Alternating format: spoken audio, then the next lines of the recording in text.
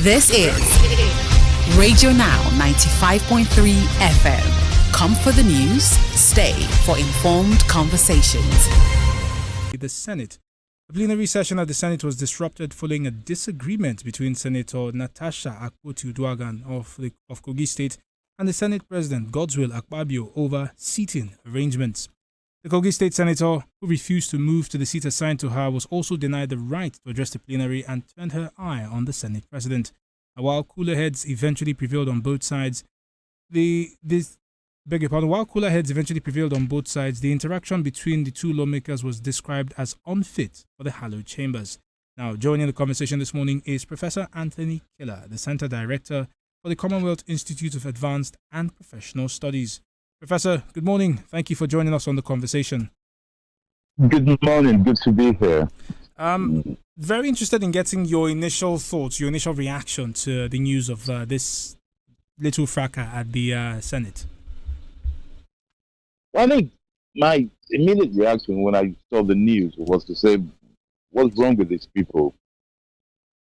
I mean, what's wrong with these people in the sense that with all the things going on in Nigeria and with the position they are charged and paid to cover, is this what they do with their time, with our time? That was my first reaction, honestly. Then a closer look, I started asking myself, what's in a seat? What's the process? She says I wasn't consulted before they took my seat. They say the law allows us to change the seat. Now, ordinarily, how many people fight over seats? I mean, are they in the classroom? Unless he has a bigger point, he said the reason why I don't want to move is because it will affect my political mandate or the voice of my constituents. And, she was citing the law book to raise her point. Surely she will know that if she stops from talking, that will even jeopardize the position of her constituents. And also the Senate President, I find him a bit light, sometimes the way he addresses things. It's just unfortunate for Nigeria from both sides. Then obviously, he had to make the point that he wasn't, being, how do you call it, just discretional or acting on whim. He proved the point by reading all those things that became tedious. But I think we need to look at a modern way of legislating.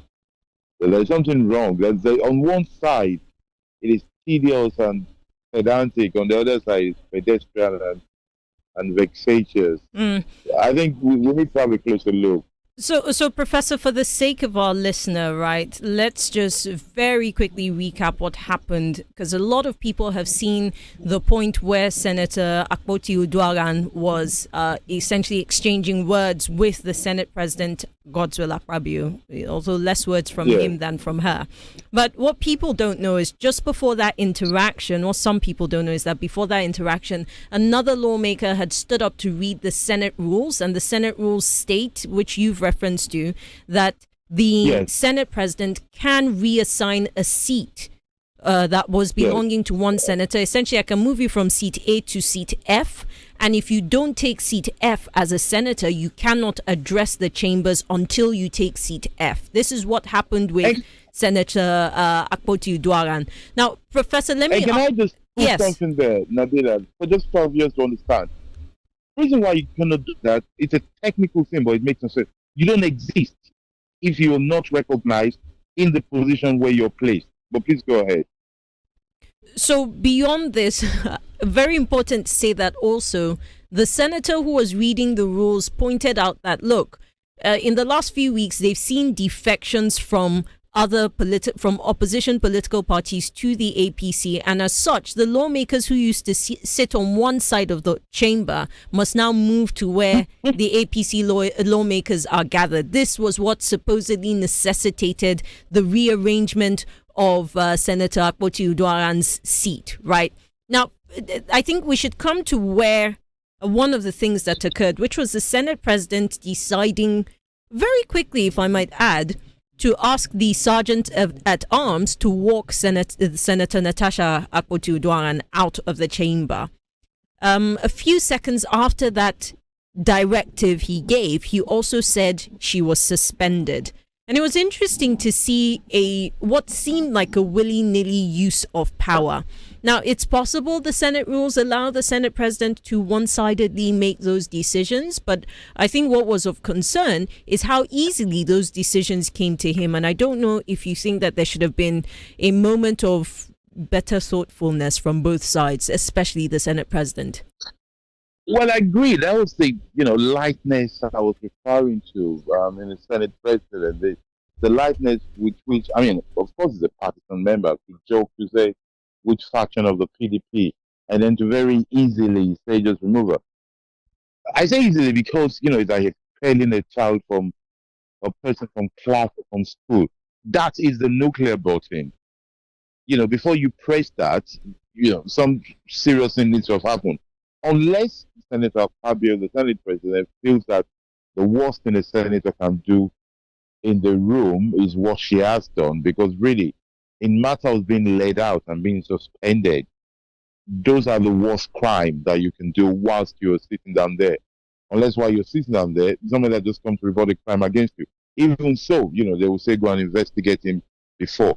I say this because there have been senators, including the Senate president, who've been indicted of very serious things, and they were not suspended or walked out of the room. This is part of what I'm saying, that we need some reassessments of our processes in this country, starting from places like the Senate, because those are easily identifiable. There's only one Senate in Nigeria. There are lots of other offices. Maybe we should start with the less ones, and the we don't have many of, to make sure they actually function with dignity and with efficiency. At the moment, that is not happening. And you're not wrong. We have seen previously that some senators have been way more unruly and disruptive than what we saw from Senator Akpoti-Uduaghan, but we've not seen the Senate president ask that they be walked out or suspended. Which brings us to a criticism that has taken root of the Senate president. There are people who've called him misogynistic, disrespectful, and have he seems to have singled himself out. I really don't know, because he's had he's had such abrasive interactions with Senator Ireti Kingibe, a woman herself who represents the FCT in the chambers. And then, of course, this is not his first altercation with Senator Akpoti-Uduaghan. So I'm curious as to whether you think he can salvage his image. Should he be concerned about his image at all? Well, I think, in about 3 weeks' time, it's going to be March 8th. The women's day, I think you should buy a lot of flowers and go to one kind of women function.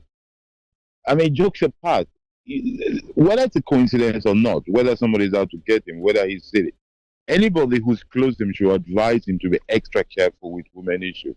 The problem we have is that in this country, there's no consequence for things.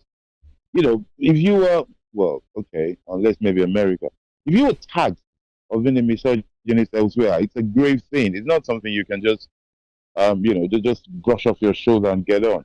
I will advise him to be very conscious of anything that would point to him being misogynist again. You're starting with elected official. You also have the problem with, what's the name of the commissioner of the NNDC, Joy, the one that was in charge of the NNDC when he was minister of the Niger Delta Board. So her name escapes my mind. Yes, exactly. His interaction with women is not. He's not. He hasn't got a good record on that, and I think he needs to consciously work on it. But in the meantime, though, I just thought just have a system that is not clear. In the meantime, I think women voters will also take note of this behavior. Where they have a chance. Women voters as citizens, and perhaps women politicians for whatever they are worth inside that place. This is a problem we have when citizens, consumers, politicians, party members do not carry the weight they ought to carry, and where the system is not what it ought to be. The founders of democracy and the liberal society and anything civilized that we look up to now was based on the idea that the system will work because everybody will matter. This is the problem we have there. When everybody does not matter, party members, voters, members of the House of Assembly, then people can get away with anything. Because ideally, if they agree with the position of the senator, her party should rally around that and say, no, this is not accepted. Not by shouting. I don't. There's too much drama. Too much drama in the Senate. Too much drama in Lagos Assembly. Too much drama generally. There's a lot of drama and less action. They should very calmly get together, write a strong note, and take a stance. But we have to see what she's done is considered right or popular as well. Because if it was right or popular, a good thing would have been, for example, to have senators who agree with her walk out with her in protest. One must assume that they were not aloof. One must assume that they disagree with her. But even if they disagree with her, those who, and this is the thing, this is the point I really want to make, those who disagree with the Senate president's position should not be quiet about it, regardless of the party that they belong to. But ideally, it should be led by our own party. Those who disagree with the Senate president should not be quiet. If the Senate president does this and just get away with it, or cool heads prevail, as Steve has put it, then we're not living by the rule of law. We're not living by politics. We're living by discretion and kindness of charity of some few. That is not democracy. Right. Well, Professor Killer, thank you very much for your time on this conversation. Professor Anthony Killer is the Center Director for the Commonwealth Institute of Advanced and Professional Studies. He joined us this morning on Now Breakfast to speak on the disruption to plenary at the Senate yesterday when Senator Natasha Akpoti-Uduaghan and the Senate President Goodwill Akpabio clashed over seating arrangements. You're still on to Radio Now 95.3 FM Lagos. In a few short moments, we'll be bringing you today's edition of Entertainment Now, where we speak with a musician about their journey and their art. This is Radio Now 95.3 FM. Come for the news, stay for informed conversations.